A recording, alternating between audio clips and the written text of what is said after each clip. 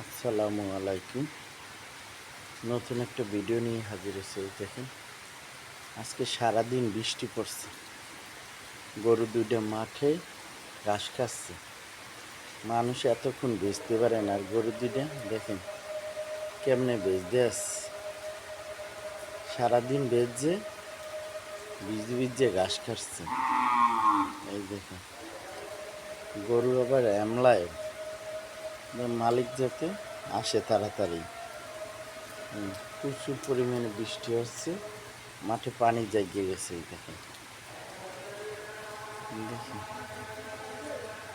প্রচুর পরিমাণে বৃষ্টি হচ্ছে, আজকে সারাদিনই বৃষ্টি হচ্ছে।